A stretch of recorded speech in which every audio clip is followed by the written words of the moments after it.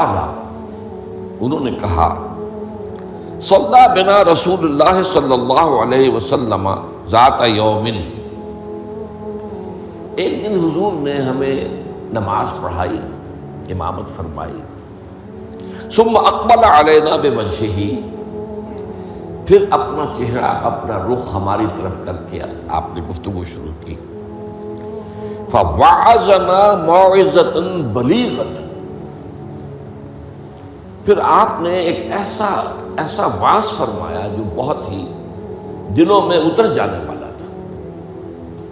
بلیغ، بلغ پہنچ جانا، تو گویا کہ وہ ہمارے دلوں میں سرایت کر گیا. ذرفت منہ العیون، اس کی تاثیر اس درجے ہوئی کہ ہماری آنکھوں میں آنسو ابل آئے، بہہ پڑی ہماری آنکھیں. وَوَجِلَتْ مِنْهَا الْقُلُوبُ، اور ہمارے دل جو ہیں دہل گئے، لرز گئے. فَقَالَ رَجُلٌ، تو عرض کیا ایک شخص نے، یا رسول اللہ، اے اللہ کے رسول صلی اللہ علیہ وسلم، كَأَنَّ هَذِهِ مَوْعِظَةُ مُوَدِّعٍ، یہ تو ایسا محسوس ہو رہا ہے کہ آپ کا یہ وعظ وداع کرنے والے کا وعظ ہے، یعنی کہ گویا کہ آپ اب ہم سے رخصت ہونے والے ہیں. معلوم ہوتا ہے کہ یہ آخری وعظ ہے جو آپ نے ارشاد فرمایا. اس درجے کا بلیغ اور مؤثر وعظ آپ نے، اور دلوں میں کھپ جانے والا، جس سے آنکھوں میں آنسوؤں کے جو دریا بہنے لگے اور دل جو ہے دہل گئے. تو کأن هذه موعظۃ مودع، وداع کرنے والا، مودع، تو جیسے وہ جاتے ہوئے آخری وقت میں نصیحت کرتا ہے، آپ کی معلوم ہوتا ہے ایسی نصیحت ہے.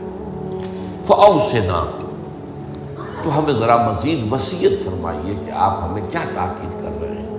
اگر یہ واقعی آپ کا اس دنیا سے رخصتی کا وقت قریب آ گیا ہے تو پھر ہمیں وہ باتیں بتائیے کہ جن کی ہمیں سب سے زیادہ ضرورت ہوگی. اب یہاں سے حضور کا قول شروع ہو رہا ہے. فقال، حضور نے فرمایا، اوصیکم بتقوی اللہ، سب سے پہلے تو میں وصیت کرتا ہوں تمہیں اللہ کا تقوی اختیار کرنے کی. تقوی کے معنی بہت مرتبہ بیان ہو چکے، بچنا. اور یہ تقوی ایک دنیا کا ہے، ایک آخرت کا ہے. دنیا میں معصیت سے بچنا، گناہوں سے بچنا، اللہ کی نافرمانی سے بچنا، شریعت کے حدود سے تجاوز کرنے سے بچنا، یہ بچنا ہے. بچ کر چلنا. جیسے کہ کسی گھنے جنگل میں سے گزرنا پڑے انسان کو، اور وہاں کوئی پگڈنڈی بھی نہیں، کوئی راستہ بنا ہوا نہیں، اونچی گھاس ہے اور درخت ہے. اور اگر وہ امیزون کا ٹاس ہو یا کانگو کا ٹاس ہو تو درختوں سے لٹکے ہوئے بھی سانپ موجود ہوتے. تو اب ظاہر بات ہے کہ آدمی کس طرح چوکنا ہو کر پھونک کر قدم رکھے گا. کہیں ایسا نہ ہو کہ کوئی سانپ کنڈلی مارے بیٹھا ہو اور میرا پاؤں اس پر پڑ جائے، یا اور کسی موذی جانور کا کوئی بھٹ ہو، کوئی بل ہو اور اس میں میرا پاؤں پڑ جائے. تو یہ بچ کر چلنا کہ لو سانس بھی آہستہ کہ نازک ہے بہت کام، آفاق کی اس کارگہ شیشہ گری کا، ہر سانس کا لحاظ رکھو. تو سب سے پہلے تو اوصیکم بتقوی اللہ. نمبر 2، والسمع والطاعۃ، ایک نظم جماعت جو ہے، تمہاری اجتماعیت. صاحب بات ہے، میرے بات خلافت ہوگی. ابھی تو تم میری بات مان رہے ہو، میں اللہ کا رسول بھی ہوں، لیکن اب میرے بعد رسول تو نہیں ہوگا، نبی تو نہیں ہوگا، خلیفہ ہوگا. لیکن اس کے لیے بھی سمع و طاعت، اس کا حکم سننا اور ماننا، تاکہ رکھنے نہ پڑے جماعتی زندگی میں، افتراق نہ ہو. اس لیے کہ ظاہر بات ہے کہ United you stand, divided you fall. جب ڈویژن ہو جائے، اختلاف ہو جائے، تو پھر ظاہر بات ہے زوال آ جائے گا. اور یہ ہوا ہے. حضرت عثمان رضی اللہ تعالیٰ عنہ کی شہادت کے بعد سے وہ ڈویژن ہو گئی، شیعان عثمان، شیعان علی. اور پھر آپ کو معلوم ہے خانہ جنگی ہوئی. حضرت علی رضی اللہ تعالیٰ عنہ کا جو پورا عہد خلافت جو ہے وہ خانہ جنگی کی نظر ہو گیا. 1 لاکھ کے قریب مسلمان جو ہے ایک دوسرے کی تلواروں اور تیروں اور نیزوں سے ختم ہو گئے. تو ظاہر بات ہے کہ پھر زوال تو شروع ہو ہی جانا تھا۔ فرمایا والسمع والطاعۃ وإن كان عبدا حبشیا، خواہ تمہارا خلیفہ تمہارا امام چاہے ایک حبشی غلام ہو، یہ نہ سمجھنا کہ تم برتر ہو، اعلیٰ ہو، وہ ادنا ہے، وہ گھٹیا ہے، نہیں، حبشی غلام بھی ہو تو فإنه من يعش منكم بعدي فسيرى اختلافا كثيرا، اس لیے کہ تم میں سے جو بھی میرے بعد زندہ رہے گا وہ بہت کثرت کے ساتھ اختلاف دیکھے گا کہ مسلمانوں میں اختلاف ہو جائے۔ اختلاف تو حضرت ابوبکر کے زمانے بھی ہوا، بس بات ہو گئی، اختلاف رائے ہو گیا، پھر فیصلہ ہو گیا، پھر سب عمل کر رہے ہیں۔ ایسا تو کبھی ہو ہی نہیں سکتا انسانی معاملات میں کہ اختلاف نہ ہو، لیکن اختلاف میں شدت ہو جائے، میری بات لازماً مانی جائے، یہ وہ چیز ہے ایجاب کل ذی رائے برائے ہی، کہ ہر شخص جو صاحب رائے ہے وہ اپنی رائے پہ اڑ جائے اور اسی کو اچھا سمجھے، تو پھر جماعت کیسے چلے گی؟ جماعت میں تو ظاہر بات ہے کہ کثر و انکسار کرنا پڑتا ہے، اپنی رائے کو پیچھے ڈالنا پڑتا ہے، امیر کی رائے کو ماننا پڑتا ہے۔ تو فرمایا فَإِنَّهُ مَن يَعْشُ مِنكُم بَعْدِي فَسَيَرَىٰ اخْتِلَافًا كَثِيرًا، اب وہ آیا جو اس موضوع سے متعلق ٹکڑا ہے، فَعَلَيْكُمْ بِسُنَّتِي وَسُنَّتِ الْخُلَفَاءِ الرَّاشِدِينَ الْمَهْدِيِّينَ، تو تم پر واجب ہے کہ میری سنت کو پکڑے رکھنا اور میرے خلفائے راشدین کی سنت کو پکڑے رکھنا، یہ تاکید، ان کی سنت کو مضبوطی کے ساتھ تھامے رکھنا۔ المہدیین، یہ جو خلفائے راشدین ہوں گے یہ مہدی ہوں گے، مہدیین ہدایت یافتہ ہوں گے۔ تمسکوها وعضوها بالنواجذ، دیکھو میری سنت کو اور میرے خلفائے راشدین کی سنت کو اپنے دانتوں سے پکڑ کر رکھو۔ یہ کچلیوں کے دانت جو ہوتے ہیں کسی شے کو پکڑنے کے لیے، درندوں میں آپ کو معلوم ہے یہ لمبی ہوتی ہیں کچلیاں، یہ چونکہ زندہ گوشت کو پھاڑنا ہوتا ہے، زندہ جانور کو یہ کچلیاں ہی ہوتی ہیں جو ان کو پھاڑتی ہیں، یہ آگے کے دانت کی کام نہیں کر سکتے۔ ہمارے ہاں چونکہ اب انسان جو ہے کچا گوشت نہیں کھاتا تو کچلیوں کی اتنی ضرورت نہیں ہے، تو چھوٹی رہ گئی ہے، نشان تو ہے۔ تو فرمایا عضوا علیہا بالنواجذ، اپنی کچلیوں سے، دانتوں سے اسے پکڑ لو۔ وَإِيَّاكُمْ وَالْمُحْدَثَاتِ الْأُمُورِ، اور دیکھو ہرگز نئے پیدا ہونے والے معاملات کی پیروی نہ کرنا، یہ بدعت ہے۔ میں پچھلی مرتبہ بیان کر چکا ہوں، بدعت اور محدثہ، بدعہ محدثہ یہ ہم معنی الفاظ ہیں۔ وَإِيَّاكُمْ وَالْمُحْدَثَاتِ الْأُمُورِ فَإِنَّ كُلَّ مُحْدَثَةٍ بِدْعَةٌ وَكُلَّ بِدْعَةٍ ضَلَالَةٌ، اس لیے کہ ہر نئی پیدا شدہ چیز بدعت ہے اور ہر بدعت گمراہی ہے۔ میں نے اس اعتبار سے آپ کو یاد ہوگا کہ بدعت کے جو اسباب پیدا ہیں وہ بھی کل پچھلی مرتبہ بیان کیے تھے۔ بدعت کا ایک سبب یہ ہوتا ہے کہ جب دین کا ہماگیر تصور سامنے نہیں رہتا، دین کے ہماگیر تصور میں عبادات بھی ہیں، معاملات بھی ہیں، اور معاملات کی اہمیت زیادہ ہے۔ معاملات کی کوتاہی کو اللہ معاف نہیں کرے گا، عبادات کی کوتاہی کو اللہ معاف کر دے گا، وہ تو اللہ کے لیے ہے نا۔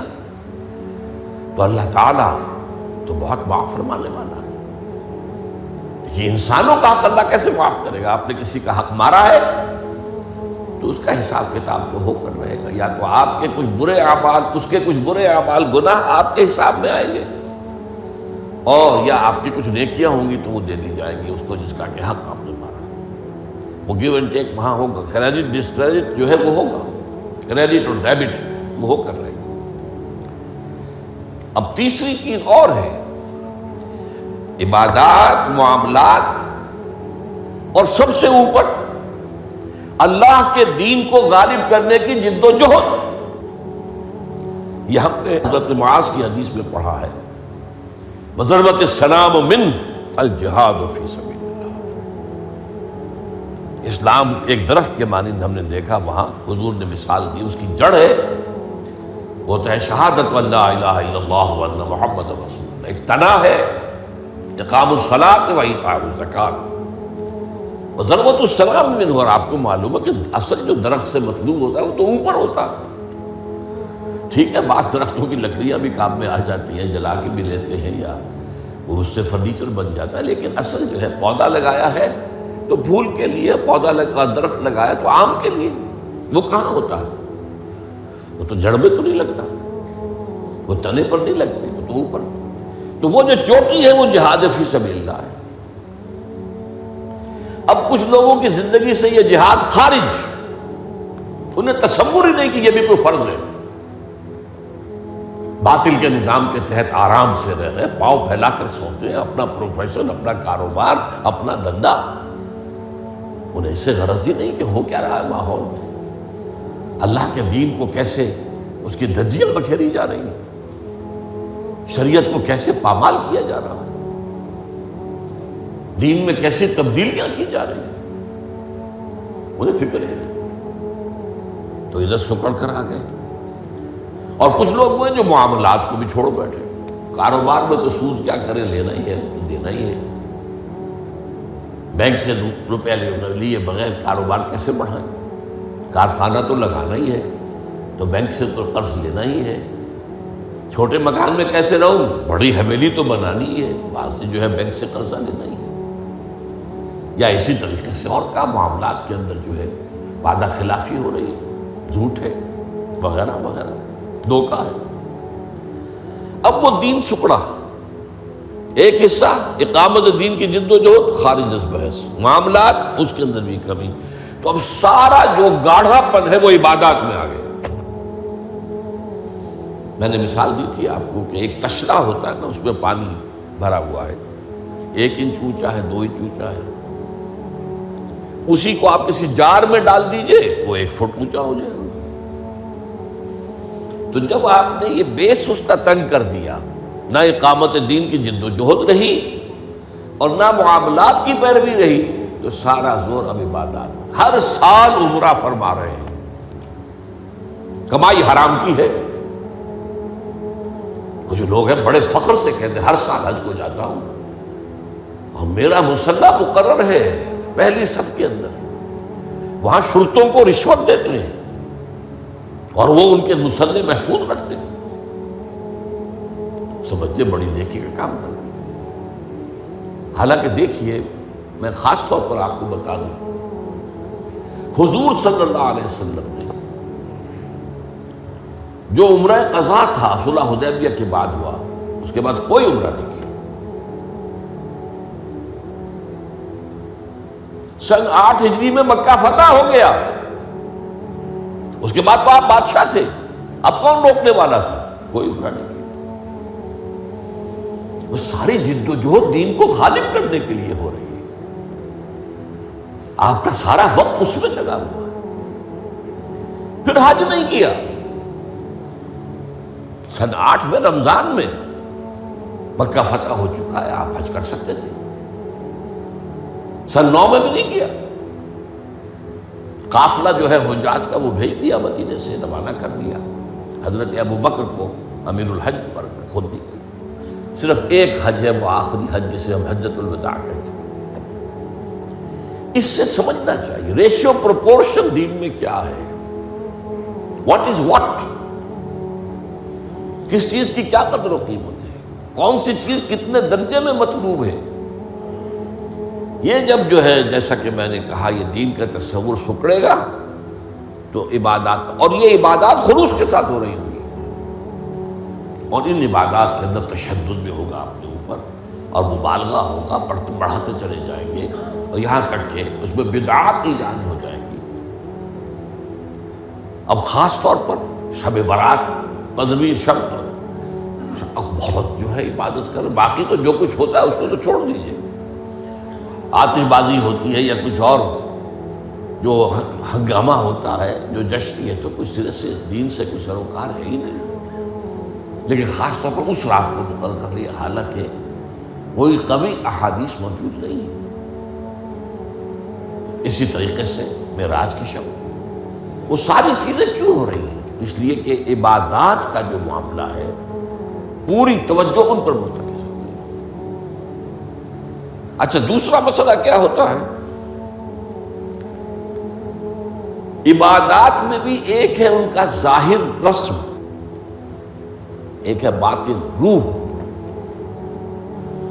ایک نماز کا ظاہر ہے، فقہی طور پر آپ نے بالکل صحیح نماز پڑھ لی، صحیح وضو کیا، پھر اس کے بعد آپ نے تکبیر تحریمہ کہی، ہاتھ اٹھائے، باندھ لیے، سنا پڑھی، فاتحہ پڑھی، کچھ اور قرآن کا حصہ پڑھا، پھر رکوع میں گئے، تسبیحات کی، پھر کھڑے ہو گئے، پھر سجدے میں گئے، پھر بیٹھے، پھر سجدے گئے، پھر اٹھ کھڑے ہوئے۔ یہ جو رسم نماز ہے، اس کی ظاہری شکل، رسم کہتے ہیں ظاہری شکل کو، رہ گئی رسم ازاں روح بلالی نہ رہی، فلسفہ رہ گیا تلقین غزالی نہ رہی۔ اب اگر اسی پر توجہ مرتکز ہو جائے گی تو روح دین کی طرف سے توجہ ہٹ جائے گی۔ اس ظاہر کے بارے میں تو بڑی نیند میں ہوگی، چھوٹی چھوٹی باتوں کے اوپر اختلاف ہو جائے گا، من دیگرم تو دیگری، یہ کیا کیا تو نے؟ آمین زور سے کہہ دیا، یہ ہماری مسجد میں آیا کیسے تو؟ آئندہ جرات نہ کرنا، ٹانگیں توڑ دیں گے، یہ کیا رفع دین کر رہے ہو؟ چھوٹی چھوٹی چیزیں، بڑی چیزیں سب ہضم، لکڑ ہضم، پتھر ہضم، سود ہضم، جھوٹے کاروبار سے آنے والی آمدنی ہضم، یہ اختلافات ہضم نہیں ہوتے۔ اس میں پھر رسومات کا اضافہ ہوگا، رسومات پر رسومات، رسومات پر رسومات۔ اب اسی کی ایک مثال ہے، شادی بیاہ کے لیے رسمیں کتنی ہو گئی۔ ہم نے تحریک شروع کی، اللہ کا شکر ہے، کچھ چرچا ہے۔ بھائی نکاح مسجد میں کرو، لڑکی والوں کے ہاں کوئی دعوت طعام اس کا ثبوت نہیں ہے۔ دعوت طعام ایک ہے، اور وہ دعوت ولیمہ ہے لڑکے کی طرف سے، اس کا گھر آباد ہوا ہے، وہ اپنی خوشی منائے، سیلیبریٹ کرے اپنے دوستوں، یہ ثابت ہے، اس کی تاکید ہے۔ باب الولیمہ حدیث کی کتابوں کے اندر پورا باب ہے، باقی اور کوئی نہیں۔ اب یہ ہمارے ہاں بارات چڑھ رہی ہے اور پہلے سرا بن رہا ہے، اور پھر وہاں کچھ پیسے پیش کیے جا رہے ہیں، پھر وہ بارات گئی ہے جتھا بن کر، اور وہ لڑکی والوں کے ہاں جو ہے وہاں نکاح ہوا ہے، اور وہاں پھر وہ جو کھانے کھائے جا رہے ہیں ان میں جو آپ کو معلوم ہے اسراف ہو رہا ہے، جو کھانا جو ہے برباد ہو رہا ہے جس طریقے سے کھاتے ہیں، یہ ساری چیزیں۔ اور پھر کتنی دعوتیں ہوتی ہیں، مہندی کی دعوت ہو رہی ہے، مہندی کی رسم ہو رہی ہے، ابھی تو تاریخ لینے جا رہے ہیں لڑکی والوں کے ہاں، وہ دعوت ہو رہی ہے، جشن ہو رہا ہے۔ پر ہوتا کہاں ہے یہ؟ جن لوگوں کی حرام کی کمائی جو ہے، جن کے پاس انبار اس کے ہیں، وہ اپنی دولت کے اظہار کے لیے یہ سارے کام کرتے ہیں، اور اس کا نام تبذیر ہے قرآن مجید کی اصطلاح میں، تبذیر۔ ان المبذرین کانوا اخوان الشیاطین، یہ جو پیسے لٹانے والے ہیں اپنے نام و نمود کے لیے، شہرت کے لیے، دکھاوے کے لیے، یہ شیطانوں کے بھائی ہیں۔ نتیجہ کیا نکلتا ہے؟ آپ کے پاس تو دولت کے انبار تھے، آپ نے کیا، ایک غریب آدمی کی مصیبت ہو گئی، وہ کیا کرے؟ میری بیٹی کیا کہے گی؟ میری شادی پر میرا باپ یہ بھی نہیں کر سکتا۔ وہ کھاتے پورے کرتے ہیں جس طرح بھی ہو، کچھ بھی، کہیں حرام سے کمائیں، کہیں چوری کریں، کہیں ڈاکہ ڈالیں، کہیں رشوتیں لیں، جس کے ہاں چند بیٹیاں ہو جائیں اس کی نیندیں حرام ہو جاتی ہیں۔ جبکہ اسلام کا اصول یہ ہے، شادی میں لڑکی والوں کا ایک پیسہ بھی خرچ نہیں ہونا چاہیے، مہر لڑکا دے گا، محفل نکاح میں چھوارے لائے یا کچھ اور لائے، ٹافیاں لائے، کچھ آئے، منہ میٹھا کرانے کے لیے لڑکا لائے گا، ولیمہ لڑکا کرے گا، لڑکی والوں کو تو خرچ ہی نہیں، نہ جہیز کا کوئی تصور اسلام میں۔ لیکن ہمارے یہاں سارا معاملہ الٹا ہے۔ تو یہ ہے اصل میں جو اسباب ہوتے ہیں۔ اس میں میں نے ایک چیز آپ کو اور بتائی تھی، جہاں کوئی بدعت آئے گی وہاں سے کوئی سنت غائب ہو جائے گی۔ حدیث سنانے سے رہ گئی تھی، ما احدث قوم بدعۃ الا رفع مثلها من السنت، رواہ احمد رحمہ اللہ۔ کوئی قوم بھی کوئی بدعت ایجاد نہیں کرتی مگر یہ کہ اس کی جگہ سے سنت اٹھ جاتی۔